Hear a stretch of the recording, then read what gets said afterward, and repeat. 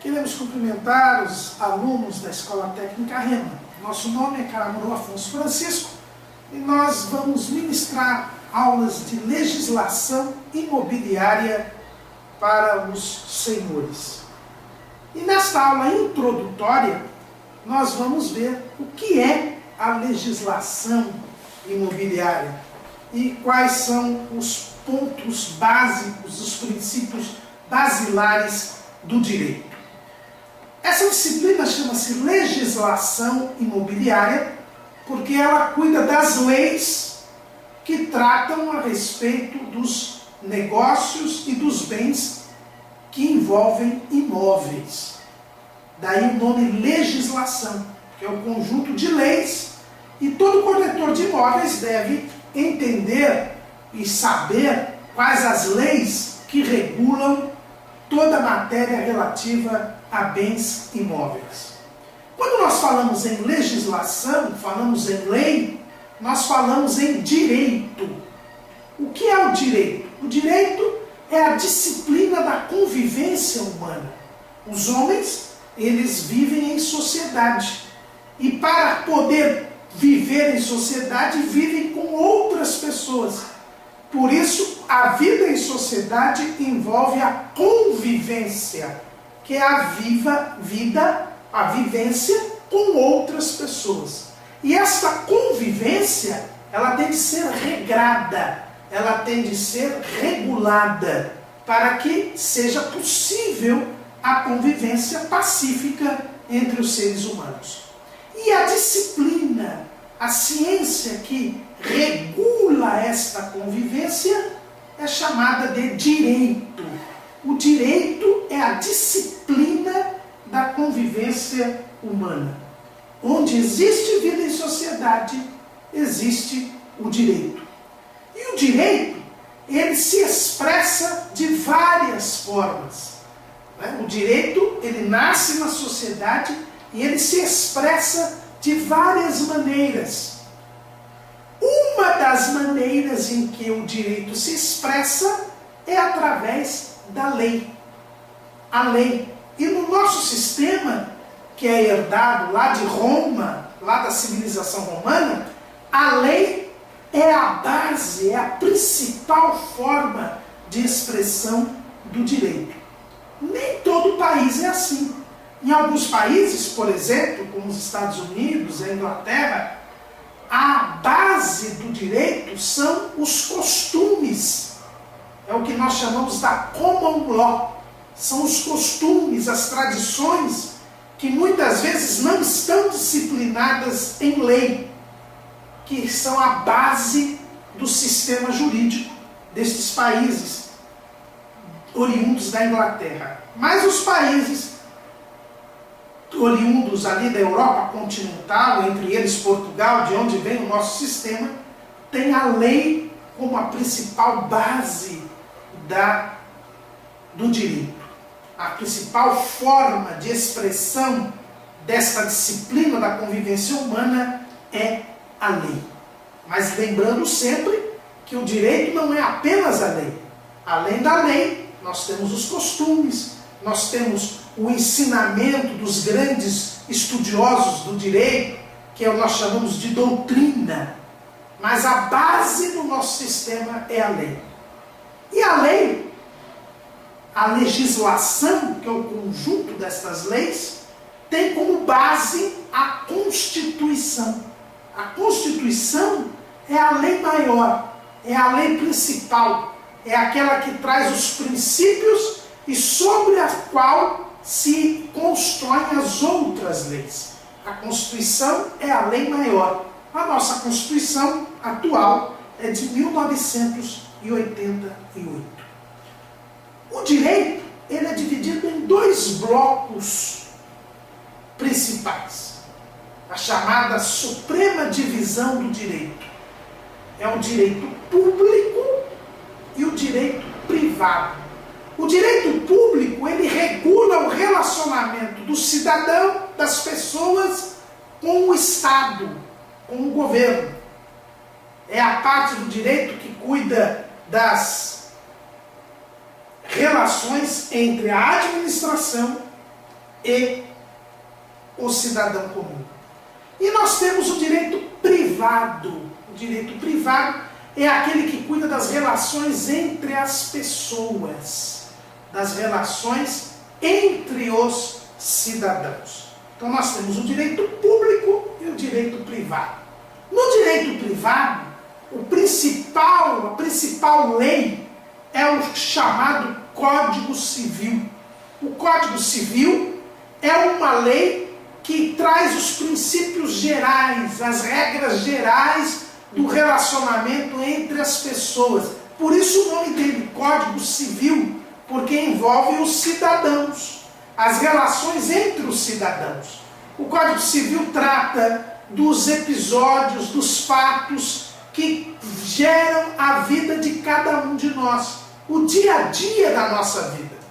O Código Civil trata, por exemplo, do casamento, trata da filiação, das relações entre pais e filhos, entre marido e mulher, trata das relações que envolvem a propriedade, inclusive o nosso relacionamento com os bens móveis e imóveis. E quando nós vamos falar de legislação imobiliária, o Código Civil é a principal lei, não é a única lei, mas é a lei que tem os princípios gerais. Então nós vamos falar muito aqui sobre o Código Civil. Por quê? Porque trata do relacionamento das pessoas com o direito de propriedade.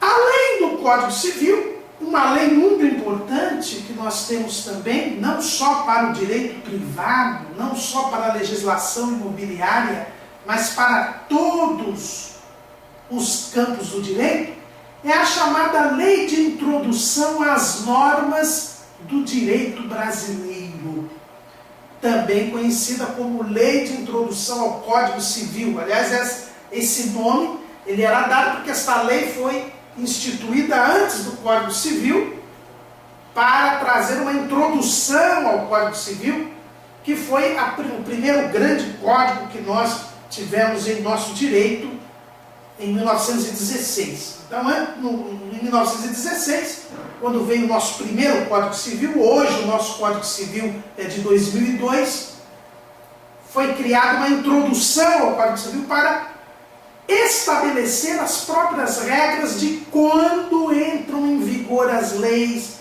como eu devo aplicar as leis. Então esta lei ela é muito importante porque ela é uma lei sobre as leis.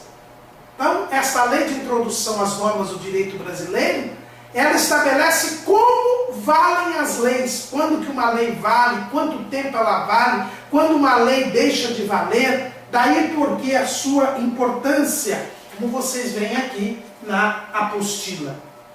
A lei de introdução às normas do direito brasileiro, e há alguns anos atrás a lei de introdução ao Código Civil mudou de nome e passou a ser Lei de Introdução às Normas do Direito Brasileiro, traz algumas regras importantes. Por exemplo, a de que uma lei, quando ela é aprovada pelo Poder Legislativo, se é uma lei federal, no Congresso Nacional, se é uma lei estadual, na Assembleia Legislativa, se uma lei municipal, na Câmara dos Vereadores, e ela é aprovada e depois ela é sancionada, ou seja, a aprovação do chefe do Poder Executivo, que no caso é o Presidente da República, se é federal, o governador do estado, se é estadual, ou o prefeito municipal, se é o município. Então ela é publicada. Mas ela só passa a valer 45 dias depois que foi publicada. A menos que a própria lei diga um outro prazo para ela entrar em vigor. Por exemplo, o Código Civil de 2002, ele mesmo disse que ele só entraria em vigor 1 ano depois da sua publicação. Então, se a lei não diz quando ela é publicada, quando ela passa a valer, ela só pode valer a partir de 45 dias. A lei, ela tem validade a menos que ela mesma se estipule um prazo. A lei, ela vale desde o momento em que ela é publicada, 45 dias depois que ela é publicada, ela continua valendo indefinidamente, a menos que uma outra lei que venha depois a revogue. E o que é a revogação da lei? É a retirada da validade da lei. Então, uma lei, ela entra em vigor, mas ela passa a valer 45 dias depois de publicada. E ela só deixa de valer se uma outra lei a retirar de validade. Uma lei pode dizer que está tirando uma outra lei de vigor. É a chamada revogação explícita.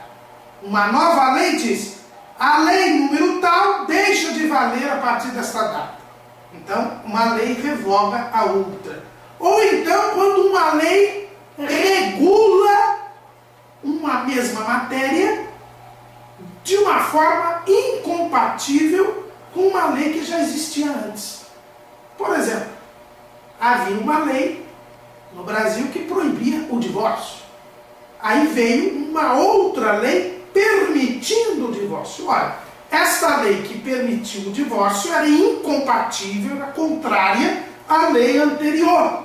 Então, uma lei deixa de valer quando uma outra lei diz que ela não vale mais, ou quando uma nova lei diz exatamente o contrário da lei anterior. Isso é o que nós chamamos de revogação tácita. Quando uma lei ela deve ser aplicada, interpretada, ela deverá sempre ser interpretada segundo os seus objetivos, segundo as suas finalidades. Isso é o que nós chamamos da interpretação teleológica da lei. Então, essas são as regras básicas da chamada lei de introdução às normas do direito brasileiro. Em continuidade, nesta aula introdutória, nós vamos ver que o direito ele é baseado em cima de uma figura chamada relação jurídica. Por quê? Porque o direito, como nós já dissemos, ele disciplina a convivência entre as pessoas, como elas devem se relacionar. E nesse relacionamento, nós temos no direito a chamada relação de direito, ou relação jurídica, que é uma relação que se estabelece entre as pessoas com base em um objeto. Então, na verdade, na relação jurídica nós temos 4 elementos básicos. 2 sujeitos, no mínimo 2 sujeitos, podem ser mais de 2 sujeitos, que são as pessoas, o vínculo que é estabelecido pela lei ou pelo direito entre estas pessoas, e um objeto, um bem, sobre o qual recai este vínculo. Então, por exemplo, se eu sou dono deste livro, existe uma relação jurídica entre mim, as outras pessoas e este livro. Esta relação se chama propriedade. Eu sou o dono deste livro. Eu comprei este livro, então eu sou o dono deste livro. Então, nessa relação, de um lado estou eu, que é o chamado sujeito ativo, é o titular do direito. Eu sou o dono deste livro. E por isso, eu posso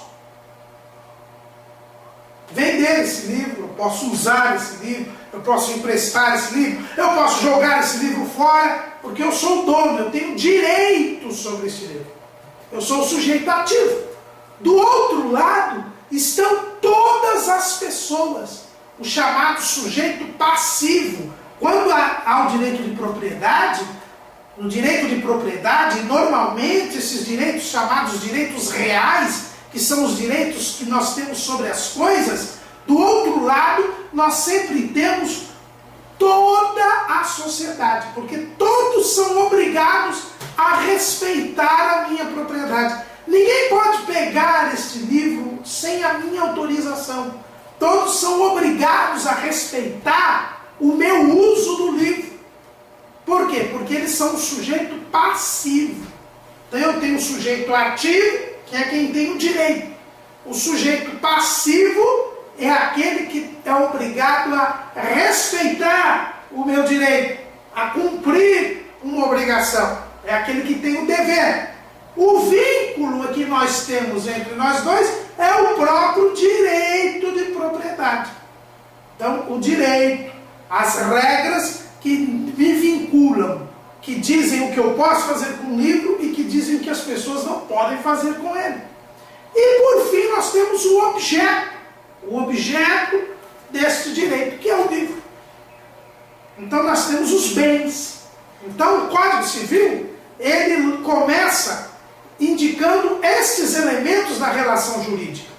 A primeira parte do Código Civil, que é chamada de parte geral, ele fala de quem? Ele fala das pessoas, que são os sujeitos da relação, fala dos bens, que são os objetos da relação, e fala dos fatos jurídicos, que são os vínculos que ligam os sujeitos aos bens.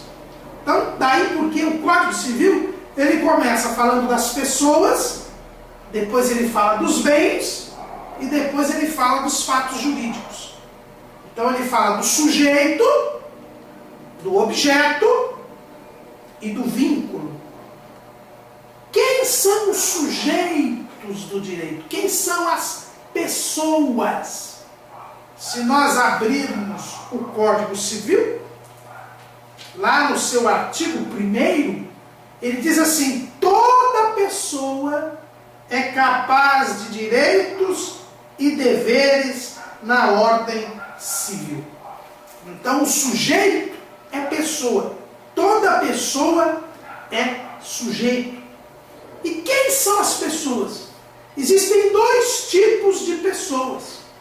As pessoas físicas ou pessoas naturais, que são os seres humanos. Todo ser humano é pessoa. Atualmente, no nosso direito, todo ser humano é pessoa.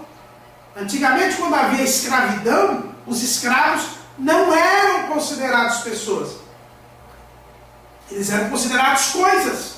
Mas hoje não há mais escravidão. Todas as pessoas são sujeitos. Todos os seres humanos são pessoas. São as pessoas físicas ou pessoas naturais. A personalidade começa na concepção. Então, quando uma pessoa é gerada no ventre de sua mãe, ela já passa a ser uma pessoa. Mas ela só garante esses direitos que ela tem quando foi concebida, quando nasce com vida. Se por um acaso há um aborto, por exemplo, e a criança que está no ventre da mãe não nasce com vida, ela não chegou a ter personalidade, ela não adquiriu direitos. Se ela nasceu morta, ela não adquiriu direitos, ela não teve nenhuma obrigação, nenhum direito. Mas desde o momento que ela foi concebida, se ela nasce com vida, ela tem seus direitos. Então vamos supor que existe uma mulher que está grávida e o marido dela morre, que é o pai da criança. Aquela criança que estava no ventre da mãe, se nascer com vida, tem direito à herança do pai. Embora o pai tenha morrido antes de a criança nascer, quando ela nasce com vida, ela ganha todos os direitos desde o momento em que ela foi gerada. Se ela nascer morta, é como se ela nunca tivesse existido. Então a personalidade física, a pessoa física é todo ser humano. E a personalidade começa na concepção, desde que ela nasça com vida, e termina com a morte. No momento em que a pessoa morre, também a sua personalidade desaparece. Então, por exemplo, se eu morro hoje e meu pai morre amanhã, eu não ganho a herança do meu pai, porque eu morri antes dele, a minha personalidade se findou antes. As pessoas físicas, elas são capazes ou seja, elas podem exercer por si mesmas os seus direitos a partir dos 18 anos de idade e enquanto tiverem saúde mental. Os loucos de todo gênero, como dizia o Código Civil anterior, hoje em dia, né, se nós formos lá no artigo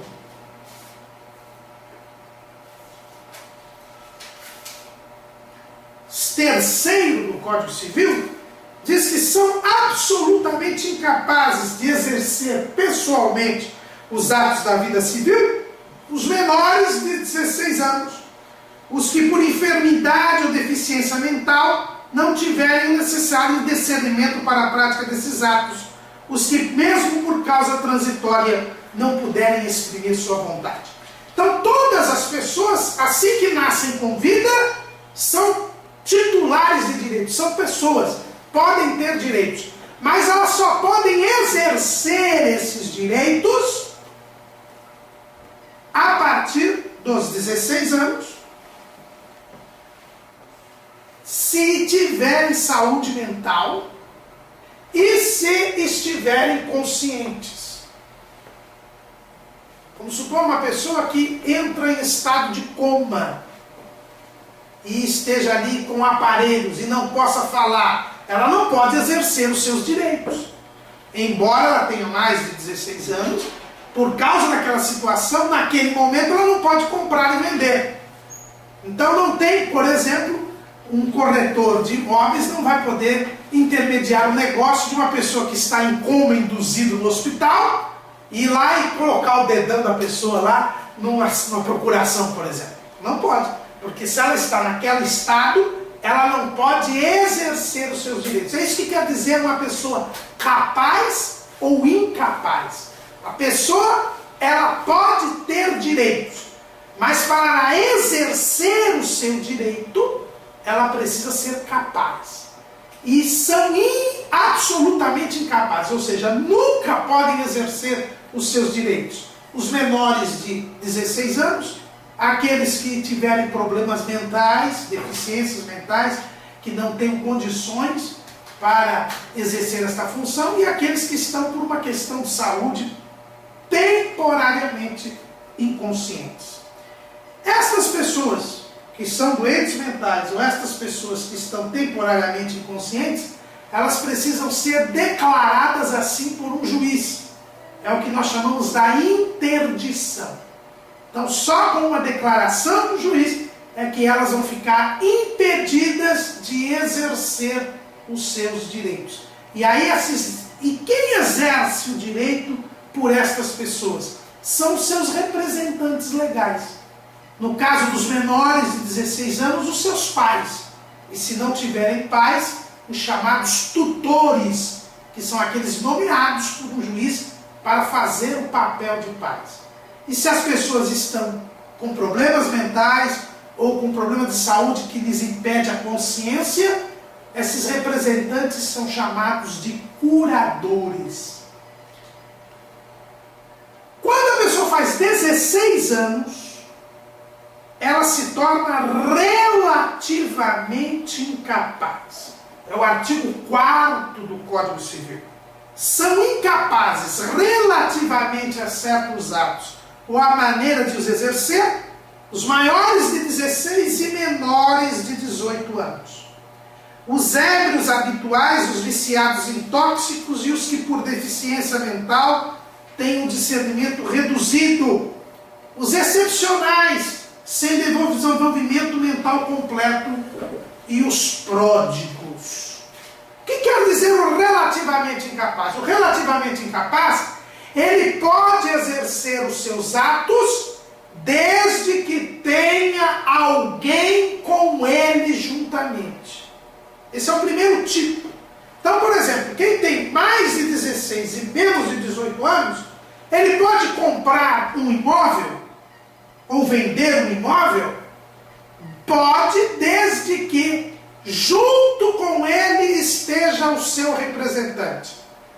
Vamos supor que um rapaz de 17 anos queria vender um apartamento. ele só vai poder vender o apartamento se os seus pais assinarem junto com ele. Ele é relativamente incapaz. Ele precisa da ajuda, da assistência de alguém para promover os seus atos. Esse é o primeiro tipo de relativamente incapaz. É o caso dos menores de 16 anos. É o caso daquela pessoa que tem um certo retardo mental, uma certa deficiência mental, mas que ela tem um certo conhecimento. O juiz pode declarar que ela não é totalmente deficiente, por isso ela é relativamente incapaz. Todos os atos deverão ser exercidos com a assistência de alguém. É o que acontece também com aquelas pessoas que estiverem viciadas em tóxicos, quimiodependentes, né, que tem já por causa do tóxico, por causa da droga, tem uma certa deficiência, elas também podem ser declaradas por um juiz como relativamente incapazes. Elas somente poderão exercer o seu ato sendo ajudadas, assistidas por alguém. Nós temos aqui o caso dos pródigos. O que é um pródigo? Todos nós conhecemos na Bíblia a parábola do filho pródigo. Pródigo é uma pessoa que gasta tudo o que tem. Ela tem um problema psicológico que ela gasta tudo o que tem. Ela não tem noção de valor. Então essas pessoas também elas podem ser interditadas por um juiz e elas não podem administrar o seu patrimônio.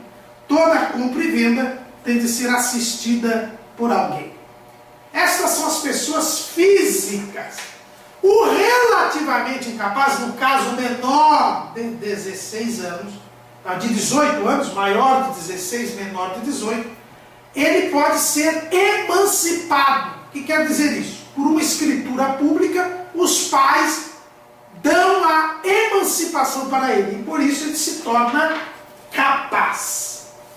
Quando também há o casamento deste menor de 18 anos, maior de 16, quando ele se casa, ele também se torna capaz. O casamento traz a capacidade. Além das pessoas físicas, que é o ser humano, nós também temos as pessoas jurídicas. É o que nós vemos ali no artigo 40 do Código Civil. O artigo 40 do Código Civil diz que as pessoas jurídicas são de direito público, interno ou externo e de direito privado. O que é a pessoa jurídica, também chamada de pessoa moral? É uma criação do direito. Na verdade, as pessoas físicas são seres humanos. Mas o direito criou a figura da pessoa jurídica. Quem são as pessoas jurídicas? São grupos de pessoas ou patrimônios, conjuntos de bens, que ganham o direito de serem considerados sujeitos. A lei estabelece que elas devem ser titulares de direitos, podem ser titulares de direito, assim como seres humanos. Quem são as pessoas jurídicas? Como nós lemos aqui no artigo 40, são as pessoas jurídicas de direito público e as pessoas jurídicas de direito privado. Nós já vimos que o direito público trata do governo, do Estado. Então quem são as pessoas jurídicas de direito público? Em primeiro lugar, a União Federal, a República Federativa do Brasil. O Brasil é uma pessoa jurídica, que nós chamamos de União, a União Federal. Ela é uma pessoa jurídica, ou seja, ela pode ter direitos e deveres como se fosse um ser humano. Além da União, os outros países, Portugal, Espanha, Inglaterra, Rússia, também são reconhecidas como pessoas jurídicas de direito público. E aí é por isso que nós chamamos de pessoas jurídicas de direito público externo. A União, que é o Brasil, os outros países, as organizações internacionais, como a Organização das Nações Unidas, a Organização dos Estados Americanos, essas organizações também são consideradas pessoas jurídicas de direito público externo, porque travam as relações na comunidade internacional. Mas nós também temos as pessoas jurídicas de direito público interno, porque o Brasil, os senhores sabem todos, que nós somos uma união de estados que formam uma federação. Estado de São Paulo, Sergipe, Bahia, Pernambuco. Então, cada um desses estados também é uma pessoa jurídica de direito público, mas só dentro do país. Lá fora, às vezes a gente vê assim, o Estado de São Paulo fez um contrato com o Banco do Japão. Ele não fez contrato com o Banco do Japão. Na verdade, quem fez o contrato com o Banco do Japão foi a União, porque só a União pode travar relações externas. O Estado de São Paulo é uma pessoa jurídica interna, só aqui dentro do Brasil. Os estados, os municípios, o Distrito Federal são pessoas jurídicas de direito público interno. Também são pessoas jurídicas de direito público as autarquias. O que são as autarquias? São patrimônios destacados do Estado, do governo, para o exercício de uma atividade específica, de um serviço específico. Por exemplo, o INSS, o Instituto Nacional do Seguro Social, ela é uma autarquia. Por quê? Porque ela foi destacada do governo para tratar da previdência social. Então ela tem personalidade jurídica, que é criada por lei. Uma pessoa jurídica de direito público é sempre criada por lei. Ela só tem personalidade jurídica porque uma lei criou esta pessoa jurídica.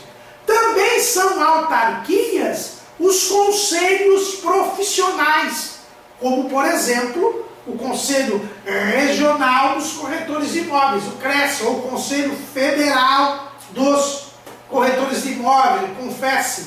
São órgãos criados por lei para regulamentar as profissões, fiscalizar a atividade profissional. São autarquias, são pessoas jurídicas de direito público interno. Então, os estados, os municípios, o Distrito Federal, as autarquias e também as fundações públicas, que também são patrimônios criados para o exercício de alguma atividade por lei. Por exemplo, a Fundação Padre Anchieta, que cuida aqui da TV Cultura, aqui em São Paulo, da Rádio Cultura, é uma fundação pública. Então também é uma pessoa jurídica de direito público. Então as pessoas jurídicas de direito público, que envolvem a administração, o governo, podem ser de direito público externo, União, os outros países e as organizações internacionais. E as pessoas jurídicas de direito público interno, que nós temos os estados, os municípios, o Distrito Federal, as autarquias e as fundações públicas. Mas nós também temos as pessoas jurídicas de direito privado. Estas não têm relação com o governo. A lei estabelece que podem existir essas pessoas jurídicas. É o que nós vemos lá no artigo 44 do Código Civil, que diz o seguinte: são pessoas jurídicas de direito privado as associações, as sociedades, as fundações, as organizações religiosas e os partidos políticos. Essas são as pessoas jurídicas de direito privado. Por que elas são de direito privado? Porque elas são criadas pelas pessoas. As pessoas jurídicas de direito público são criadas por lei. As pessoas jurídicas de direito privado são criadas pelas pessoas, através de contratos sociais, através de estatutos. Então eu posso criar uma associação. O que é uma associação? Uma associação é um grupo de pessoas que se reúnem e que cria por um estatuto uma associação sem fins lucrativos. Então, por exemplo, os clubes esportivos, eles são associações.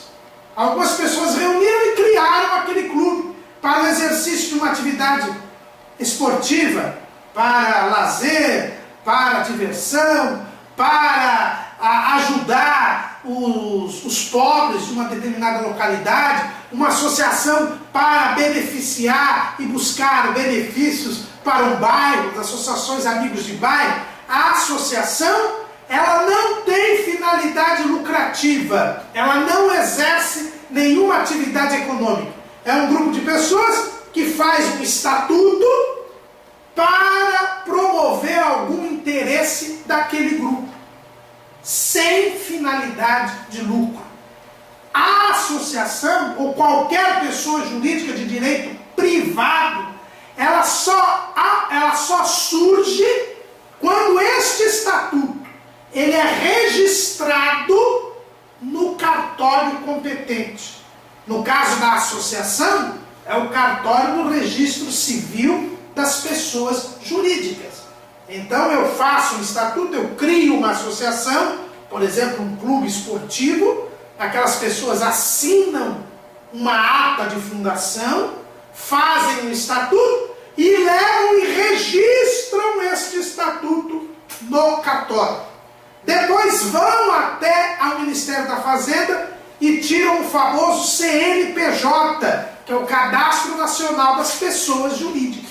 Mas a pessoa surge quando ela é registrada. E ela só vai desaparecer quando for dado baixa neste registro. Então, a pessoa jurídica aí de direito privado, ela nasce por estatutos ou por contratos sociais que devem ser registrados. A associação, ela não tem finalidade de lucro, ela não exerce atividade econômica. É um grupo de pessoas que se reúne para satisfazer ou promover um objetivo comum. As sociedades, aí elas têm uma finalidade econômica, elas têm uma finalidade de lucro. As sociedades, que nós costumamos chamar das empresas, né? Mas pode ter sociedade que não seja empresarial. A sociedade é um grupo de pessoas que se reúnem para exercer uma atividade econômica. É o caso aí de todas as empresas que nós temos. É a sociedade. Também aí ela tem que fazer um contrato social e, dependendo da sociedade, ela tem que ser registrada ou na junta comercial ou no cartório do registro civil das pessoas jurídicas. Por exemplo, as imobiliárias, elas são sociedades empresariais, mas elas são chamadas de sociedades civis. As imobiliárias, elas têm que ser registradas no cartório do registro civil das pessoas jurídicas. Uma indústria, por exemplo, ou um estabelecimento comercial, um supermercado, ela é registrada na junta comercial. E este registro é que dá nascimento às sociedades. A diferença entre sociedade e associação é a finalidade. Ambas são grupos de pessoas, só que uma sem finalidade econômica e as sociedades com finalidade de lucro, com finalidade econômica. Além das sociedades, das associações, nós temos as organizações religiosas. É a reunião de pessoas para praticar uma religião. São as igrejas. Né? As igrejas, elas são organizações religiosas. Elas também são registradas no cartório do registro civil das pessoas jurídicas. E elas não têm finalidade econômica, é uma finalidade religiosa. São as organizações religiosas. Então, grupos de pessoas, sociedades, fundações, organizações religiosas e os partidos políticos. Os partidos políticos são associações, são grupos de pessoas que querem governar o país, que querem promover a política, que querem disseminar ideias políticas e, dentro destas ideias, governar, ocupar os cargos eletivos, os mandatos eletivos para gerir a nação. Então os partidos políticos também têm que ser registrados no cartório do registro civil das pessoas jurídicas. Também tem que ser fundado o partido, tem que ser feito o estatuto do partido, como também tem que ser feito o estatuto da igreja. Então, sociedades, associações, organizações religiosas e partidos políticos. Além delas, nós temos também as fundações. A fundação é um pouco diferente, porque a fundação não é um grupo de pessoas. A fundação é um patrimônio que alguém deixa para uma determinada finalidade. Alguém vivo, ou depois que morreu, no seu testamento, ele destina uma parte do seu patrimônio para que ele seja administrado para desenvolver uma finalidade. Nós damos aqui um exemplo do Ayrton Senna, este grande campeão de Fórmula 1.